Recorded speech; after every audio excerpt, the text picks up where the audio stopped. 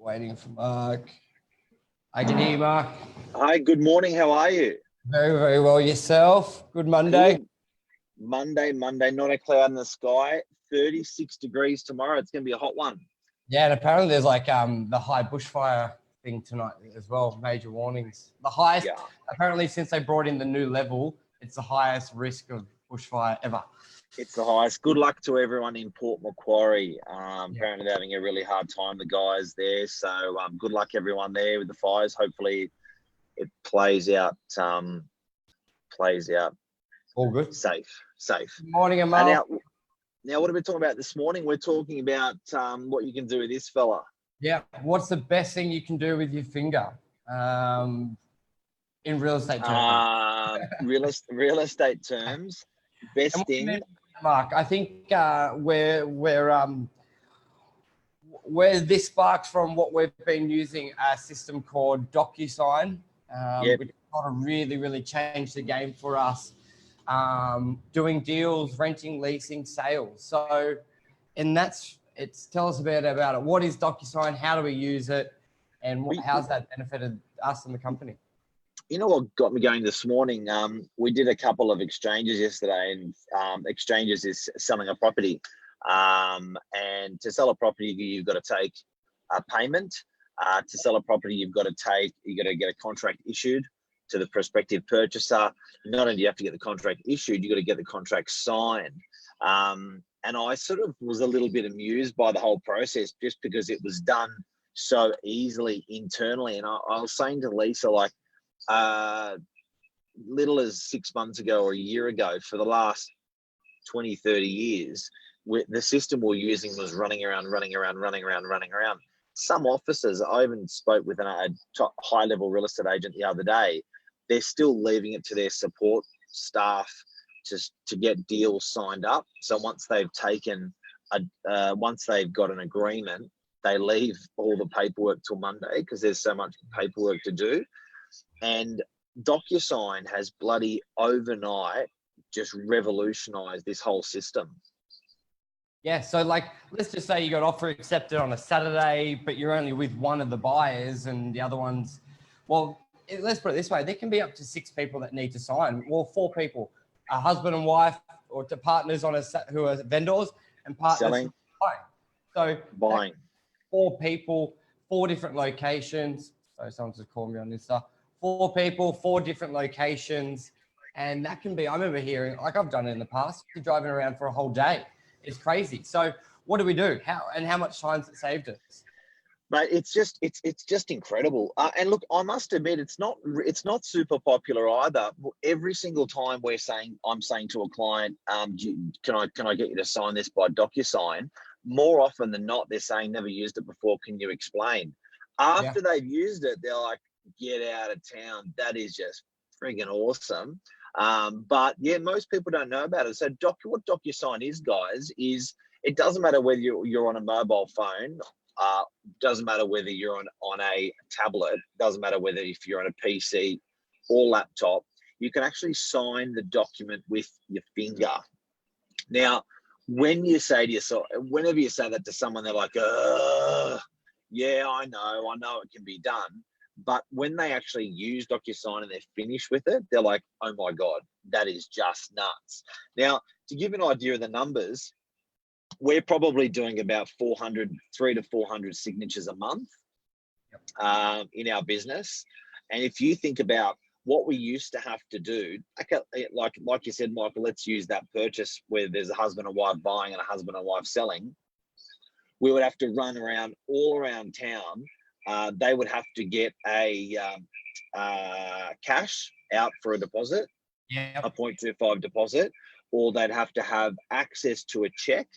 And then more often than not, they didn't have a check and they were getting friends or family to do it. It's changed so much now that we're taking that payment on a credit card for a purchase of a property, the 0.25. We're in the office, we're darting out to the seller to an email address they have each. We dart out to each email address the seller to sign each. Then we dart out to the purchaser on an email address the contracts. They sign it. we can generally have an exchange of contracts that used to take half a day on a Sunday. We can have the exchange of contracts done, executed, probably about 15 minutes. Yeah. From woe to go to woe.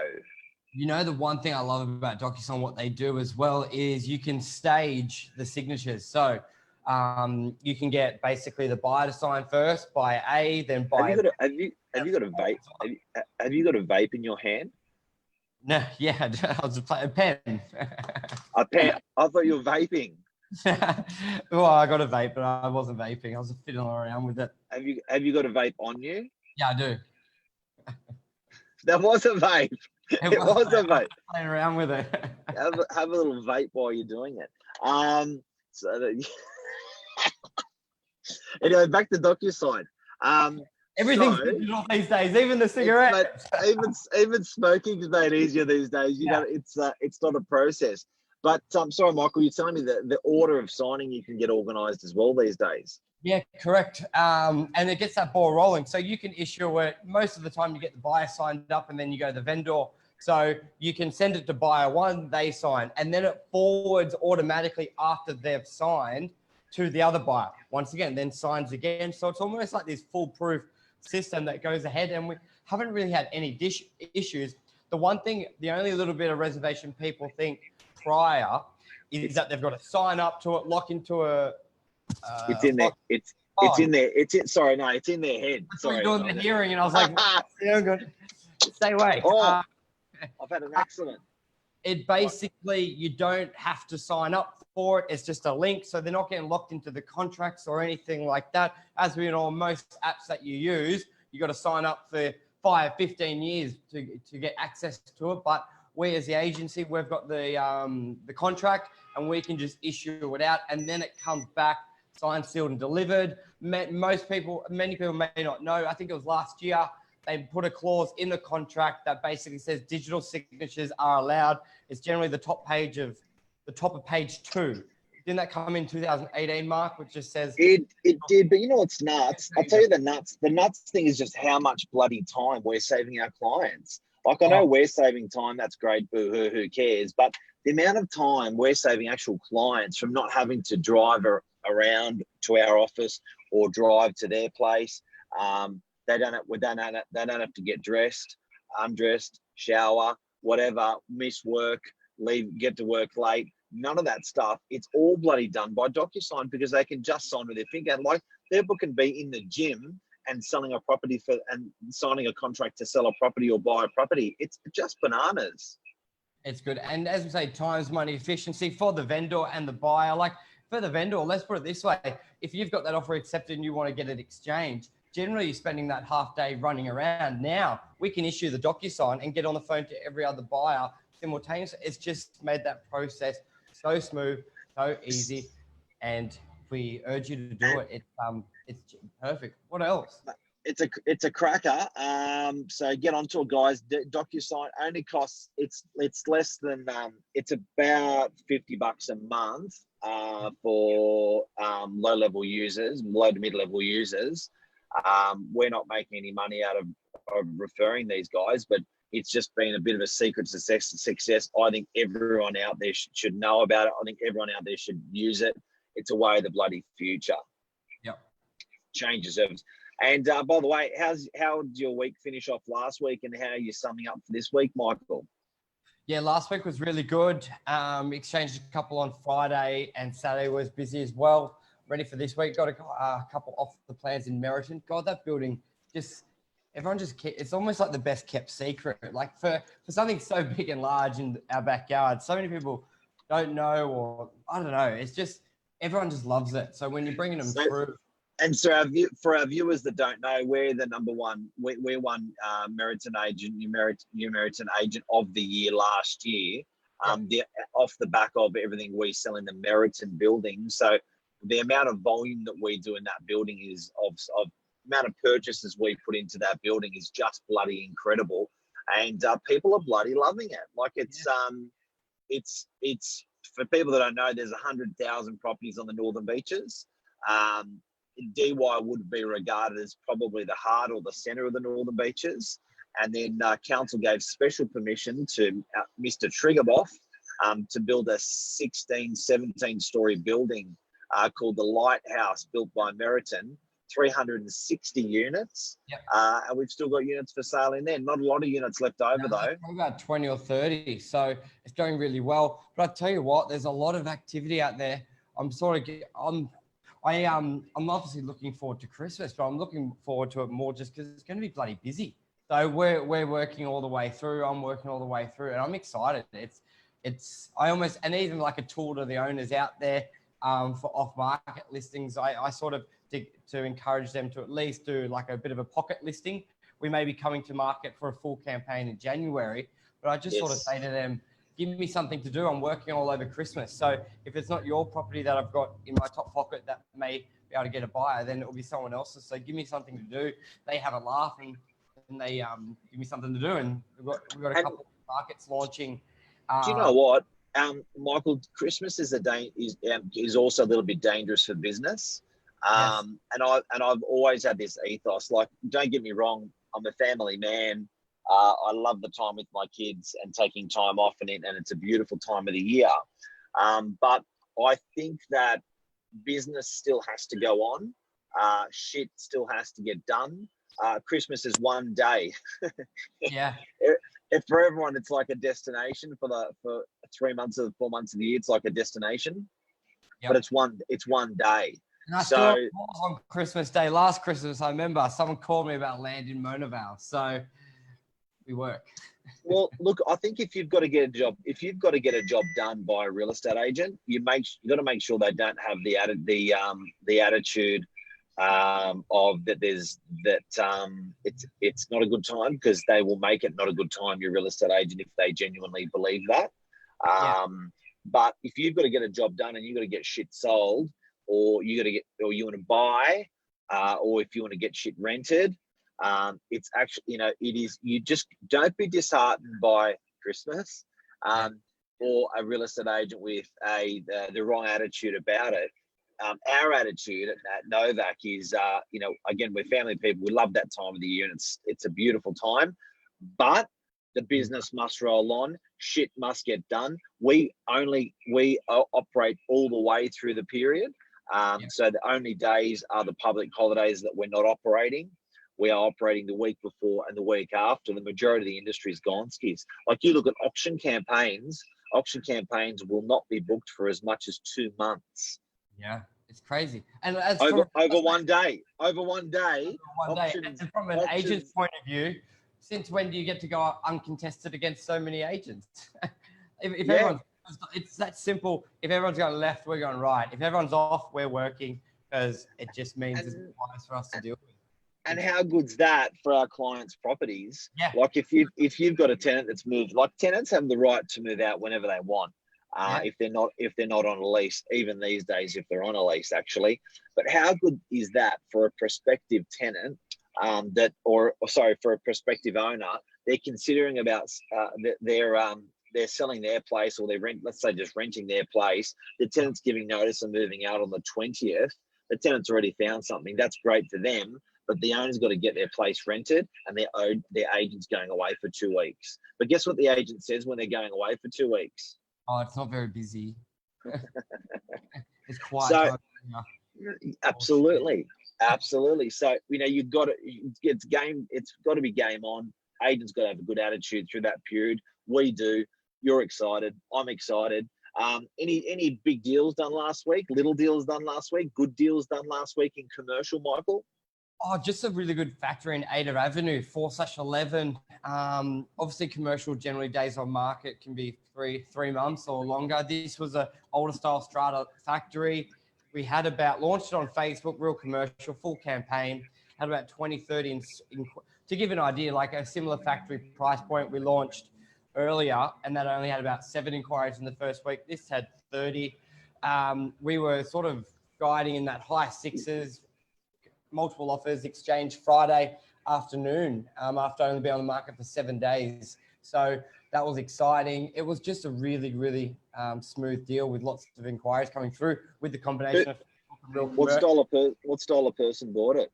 It was one agency, CEO. They're doing their headquarters, so they're happy for me to say that because they put a review on my Facebook, so it was all transparent.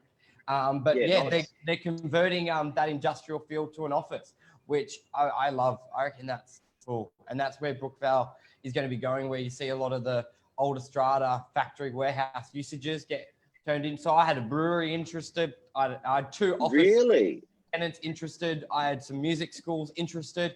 It was, and all these type of properties would typically be, except the brewery, in an office style environment or a shop environment. And now they're looking for this industrial sort of feel to go with the trends. So that was really exciting to see. We were doing some pretty heavy consulting in the last 2 weeks with a major group for Brookie.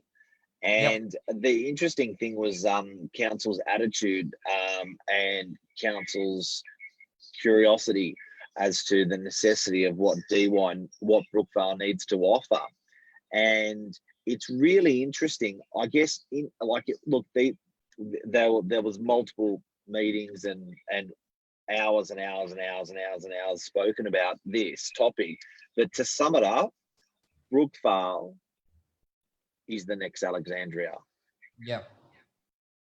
Which is really, really exciting. And you've seen what that suburb's done, the people, the vibe. Brookvale needs something. It needs to happen quickly. I think also councils were under the impression Brookvale's doing well as well. So which was a little interesting. Like, don't get me wrong, there's some businesses going really strong there, but as a commercial agent and seeing the high vacancies, the confidence of uncertainty of where the suburb is. Yeah. And especially the retail. It's I think a lot of things are stemmed off retail that have the flow-on effect. And well, you know what the Chinese say? The Chinese say perception is the art of war. Famous Chinese saying, perception is the art of war. And I think that we've got to be really, really careful when we're talking about suburbs and how those suburbs are going, because the council may well be right in Brookvale has got some incredible businesses that are going in, and it's changing really to something incredible. But I think the perception of most people can be when they drive through, because that's their only exposure to the suburb. They drive through and see vacant on Pittwater Road. You can think the whole suburb is X. Just like DY, you drive through and you go big unit block, big unit block, big unit block. You can go, my perception is Y, which is, oh my God, there's too many units in DY. But the reality is both people are wrong. Yeah. And it's not like it's just like a local cafe or this being shut down. They were banks. We're talking about Westpac, NAB. These are like big companies who would be a sphere of influence for that area and that sector to leave, not downsize, leave. So I think we've got to be very cautious. And I think, and then I'll tell you a bit of a secret about what we'll talk about in our consulting on these events. The thing we were saying is it's managing the morph, and not fighting it, but it's actually managing that morph into what Brookvale wants to be, which is what the community wants, because people vote with their money. But people get very scared, very freaked out because they see all this change. Most people get quite negative about it. But I think if you manage that morph well, if you accept and you run with and you embrace, and then you start supporting, that's a really beautiful thing, rather than fighting. So, and what I mean by that is when we're talking about Brookvale, and we talked about the industrial back area of Brookvale, we talked about the bulky goods of Brookvale, we talked about Pittwater Road in Brookvale. When we were talking about Pittwater Road in Brookvale, I think the reality is council feels that there's a necessity for offices with some of their zoning and stuff like that. And it's like, you know what, not really. It's okay. It's okay to run a clearway through the suburb and put a bullet through shit. But what does it want? What does the suburb really want to be? What does the community really want?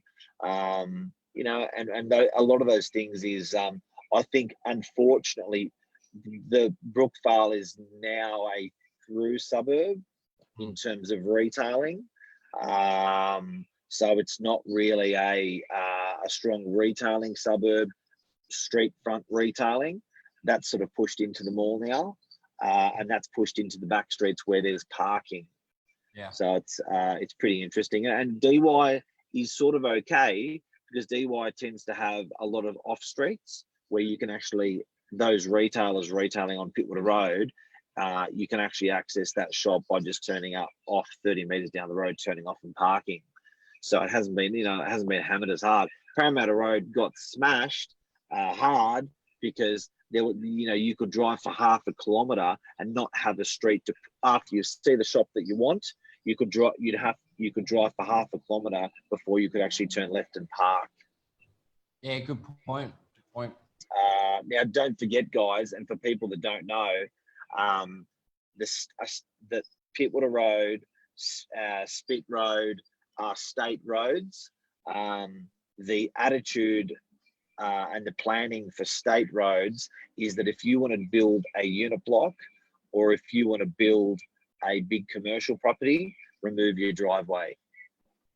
They don't want anyone slowing down the main road into a building. So nobody knows that. So there's the zoning says we want heaps of units, or we want offices, or we want bulky goods. But the planning also says get rid of your driveway. Yeah. So you have to get rid of your driveway on Pittwater Road. That causes a lot of planning problems when you're trying to develop a property. Even if you've got a driveway, if you want your DA approved, remove the driveway. Work that out, which then means developers are forced to look at consolidating blocks and are forced to looking at providing rear access because they cannot have a driveway back on that main road ever again.